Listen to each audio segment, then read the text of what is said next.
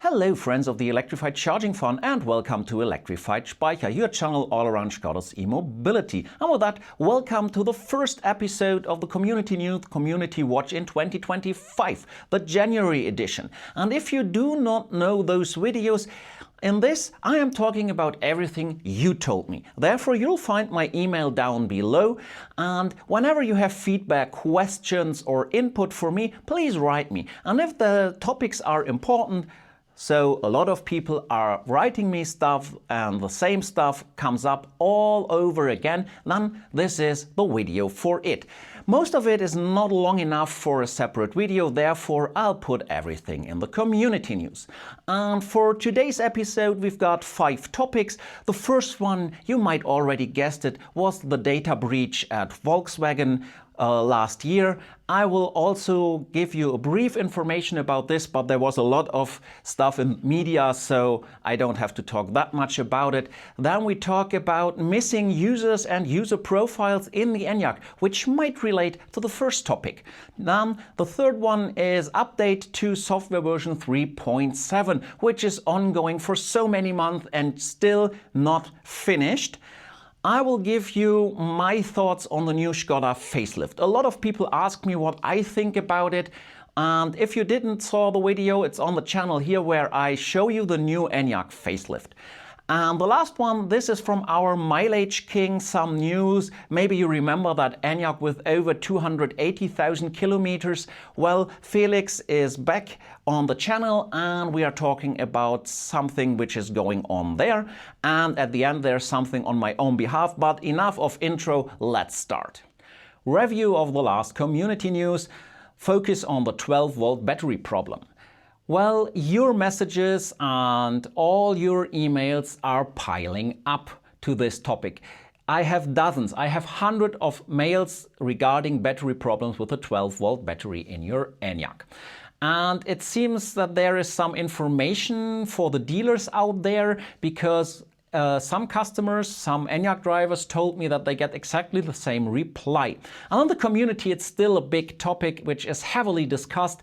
In the German ENYAQ forum you'll find a thread to this topic with over 500 entries.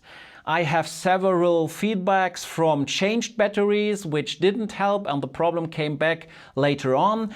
And some people even monitor that 12-volt battery with a battery guard, and they make really interesting and curious observations on the recharge and discharge behavior of their 12-volt battery. And most mails I get are from people who simply want to drive their ENYAQ and don't care about the technology and techniques behind it at all. And they are asking me, what the hell is this message in the app? Battery protection limit exceeded. I am tapping on it, then the app opens and I get no information at all. Yes, that is a problem, that you do not know what's going on. And I've got several mails where people told me, well, I deactivated the access to the car in the app, this wake up function, yet the message still comes up. The basic problem behind it is the voltage of your 12-volt battery. When it drops below 12 volts, so maybe 11.9, you'll get that message because it's too low then. That is around 70% SOC. And since you've got a very classic battery like you had in your ICE before in your ENYAQ, it shouldn't drop below 50% SOC. So 70 is really empty. And the recharge behavior should be with 15 volts. Yet a lot of people observed that the ENYAQ recharges the battery at several times only with 13.1 volts, which is not enough. And I don't want to go into all those technical details. I simply want to tell you I'm still on that topic. I'm still trying to figure out what's going on and I'm still hoping that Škoda will react to it. And as soon as I know something, I will tell you. And if you've got new information about it, write me in the comments. The data leakage at the Volkswagen Group. I don't want to go into too much detail here because a lot of media and journalists had done this over the course of the last month since this data leakage was published by the Chaos Communication Club from Germany. What happened? Well, there were some endpoints available online from some programming interfaces where they were able to get data from without any security. 800,000 cars are affected by this. And this is ICEs as well as EVs. But let's focus on Škoda here and on the EVs. Within the data they found 4 different data types. The first one is user data, so your name, your email or phone number. The second type is enrollment data, which is basically the connection between you and your user ID, which is unique, with your car. So the user ID with the VIN, the vehicle identification number, the model, the build year and stuff like that. Third type is EV car data, so data from your car, like the odometer or the battery status, the battery temperature, and more status information around your car. And the fourth one is the most delicate one. This is geolocation. So where is your car? Where are you driving? Where are you parking? All this data is collected since July 2024 at Škoda. Other brands like Volkswagen or Seat even collect this data for a longer period of time. And just keep in mind, you accepted the terms and conditions that they were allowed to collect the data and use the data. We just simply press some buttons in the car, but this is behind it, this is the effect. And the key thing about the geolocation is that they grant you to cut it off after the first digit behind the decimal. Yet they failed to do this when it comes to Volkswagen and Seat cars. When you're driving a Škoda, and we are a Škoda's channel here, then they did it right. Therefore, your geolocation is 10 kilometers precise, so rather unprecise. It's hard to say where someone really is when it's just 10 kilometers. But Volkswagen and Seat was 10 centimeters precise because they didn't cut it off. Since we are only talking Škoda, I don't want to dig deeper into that. It's quite unprecise here. Yet, due to the use of the user ID, you were able to connect all the data together to have a movement profile of you and your car. And don't look at the details here on my channel. You'll find the Chaos Communication talk online. It's really interesting. For me, it's about why do they collect such data? It's not that we accepted that. Why do they do this? This is not necessary for the purpose Volkswagen Group communicated, which is improvement of the battery. I don't need geolocation for this. I need battery temperature, battery status, stuff like that. I don't need a person for this. I simply need the car model or the battery model and the battery data. No, they do that collection because you can make money with the data. You can sell it to several buyers who are highly interested in such personalized data. And for me, this is not transparent communicated to all the customers. When everything is fine with that, as Volkswagen Group says, and nobody has to worry, then tell the people transparently, because you do not need to hide anything, right? So just instead of using very small letters in some terms and condition, make it directly in the display where people accept this. This is what we collect and this is what we do with it. What data is used for which use case? And how can I opt out? Because if I buy a car for such a huge amount of money, there should be some way to opt out from this, at least from every personal data of mine. This should be given. What do you think? Write me in the comments. The missing user and the missing tile user profiles. Well, just a day after the data leakage was published, my user was gone. I could not even log in into the car, and when I was online, there was no more menu entry user. It simply was gone. No main user, no guest, nothing. Even turning the ENYAQ off and on again, which you normally do when you've got some software problems, didn't help. And after a couple of drivings with my car, a new question came up where the car asked me to confirm again every data usage and everything I was doing. And then my user was back there and then the menu entry was back there. Well, coincidence or not? I don't know. Maybe this was simply happening due to some software hiccup the ENYAQ normally has from time to time, or was it because of the data leakage published and they simply wanted again the confirmation that I'm fine with collecting them all the data? Did you experience something like that? Write me in the comments, send me an email if this also happened to you or not, because then I might get closer to has that to do with the data leakage or not. Software update of the first generation ENYAQs to software version 3.7. Well, it seems this is not finished at all. On the 17th of May last year, I first had a video to say the update is now coming to all older ENYAQs. Yet in January 2025, it's still not finished.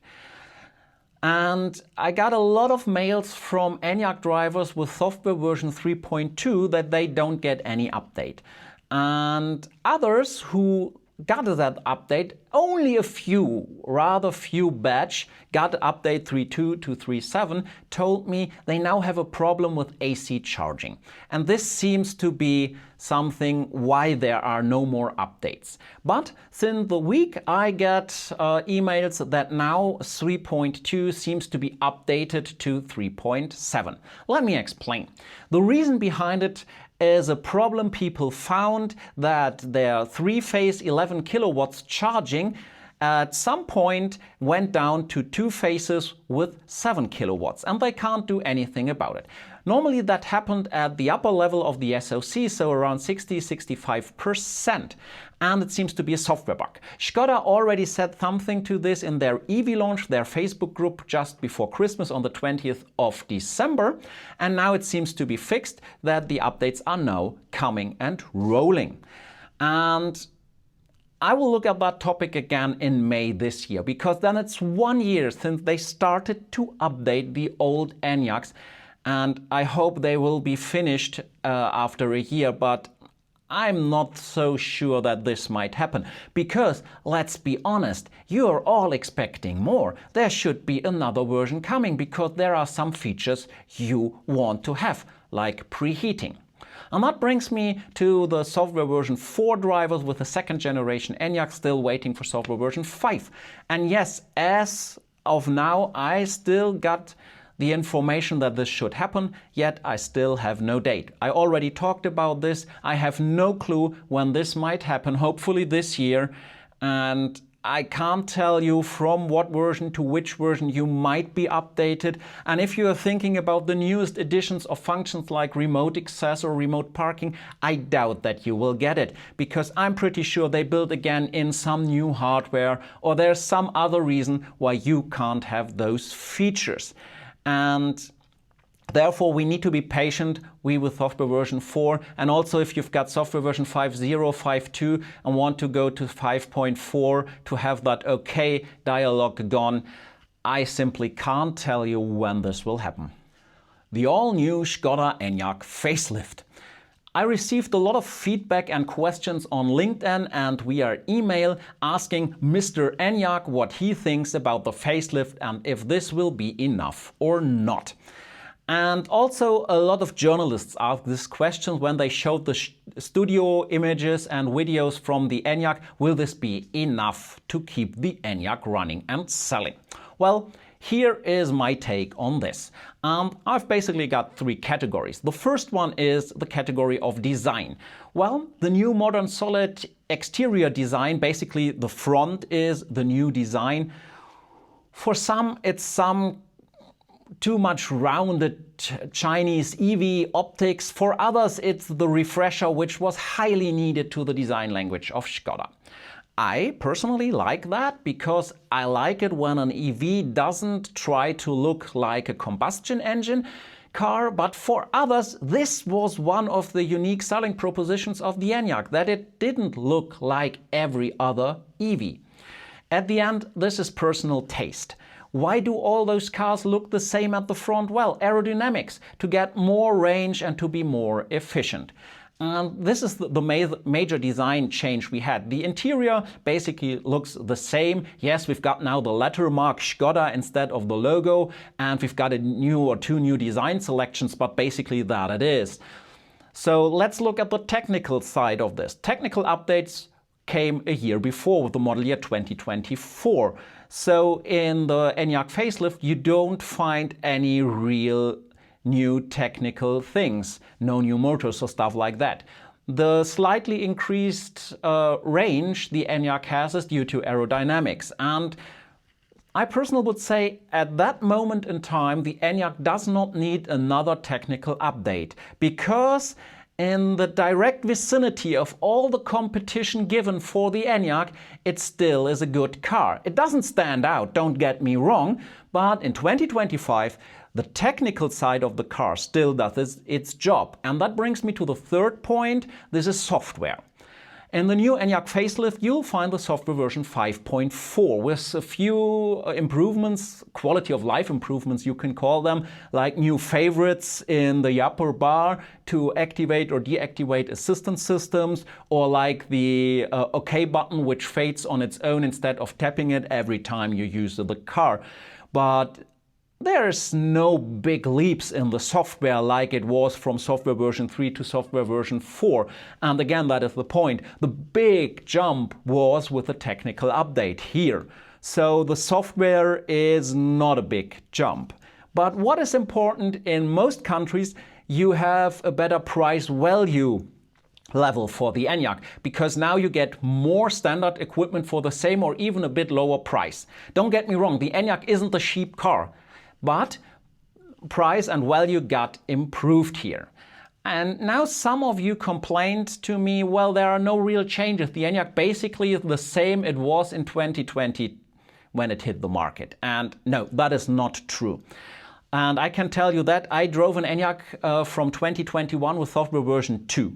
And if we look at the whole package now with the model year 2024 and the technical updates, you got a whole new engine which has more power and which has more torque and is more efficient. You got a new battery chemistry boosting charging power from 130 to 175 kilowatts, but not only peak got improved, charging time got better. With an ATX, you've got charging times 10 to 80 from 35 minutes. Now real time with this battery, you are at 24 to 26 minutes, which is still competitive in its market.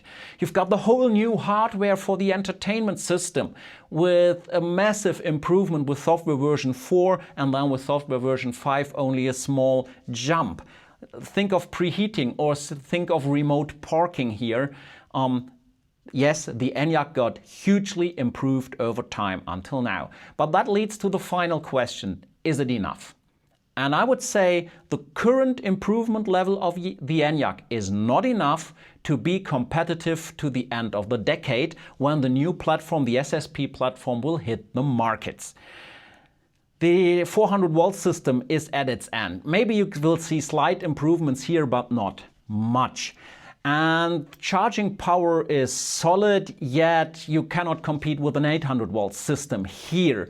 And the battery size didn't increase. It's still the same battery in the car. And my most concerns go to the legacy architecture of the MEB platform when it comes to the control units and computers regarding updatability and future-proofness. Because in my opinion, there is nothing given like this. You'll see it real and regular over-the-air updates are still not coming to the platform. The software remained the critical issue in 2025 when you look at the ENYAQ. And therefore, I think we might see another technical update to the MEB Plus platform. Klaus Selmer confirmed in my interview last year that there will be an MEB Plus platform. Don't expect giant leaps out of this. This will improvements, though there will be improvements, but I could imagine that we will see another technical facelift with the ENYAQ 2027, 2028. Well, I don't know, but let's see what will happen. News from the mileage king. And with that, back to the first generation of the ENYAQ. Enough of the ENYAQ facelift. Maybe you remember Felix, the taxi company owner from Germany, from northern Germany. I'll show that video here on the channel. It was a big hit. If you don't already saw that video, just have a look. Well, he called me the other day and said, I have several plans. And of course, I will be with him recording some videos. First things first, he bought some ENYAQ facelift for his fleet. He's still convinced of the ENYAQ as a car. And the other thing is the Mileage King. The Mileage King had its next official service inspection such cars like taxis in Germany need to go every year to this inspection. And now the car had run 310,000 kilometers. And the battery basically is still at the level it was in the video back then. I showed you 30,000 kilometers ago. And Felix is now in discussion with his dealership to check whether he could do a refresh of some modules of the battery. Stay tuned, that's another video. Back to the inspection. Again, the ENYAQ passed the inspection without any issues, still the first set of brakes, no problems at all, and though the Mileage King, now with 310,000 kilometers, is still in use as a taxi. On my own behalf, there will be some changes to this channel here. First off, there will be playlists in the future. I missed out on that feature and I wasn't quite sure how to organize my videos in several playlists, but for some structuring and for an easier access to the videos, you will find them in playlists in the future. And another topic is the thumbnail, which I use to try to make you click on my videos. They will be reorganized as well, and on the left side you will not only see Škoda ENYAQ, so you will see directly you will see the topic I'm talking about in the video, so you directly know, is it interesting for me or not. So you will find Škoda ENYAQ, Škoda Elroq there. Also there will be a category called Škoda Software, when it's not specific to a car, but about software, like software version 5.4, which is in the Elroq and the ENYAQ, then it might be named software. Then we've got the category Škoda Story. All my stories around Škoda's e-mobility, like interviews or maybe visiting the factory and stuff like that, will go into Škoda Story category. And the last category is Škoda News. This is these community news like you see already now, or maybe if there's something really interesting to tell you, some news, then this category will apply. And I hope this makes my channel more accessible for new viewers who might be overwhelmed by the details of all the videos and everything I do, and this could help to improve your experience when interacting with me and my channel. And if you like that video, give it a thumbs up and consider to subscribe if you're not already subscribed to this channel. And if you like this video, give it a thumbs up and consider to subscribe to the channel if you're not already subscribed. This helps out a lot and you do not miss out any new video. You will also find me on LinkedIn and Blue Sky, so if you want to connect with me there, feel free to do so. And I hope we see each other in the next video, and until then, stay full of energy.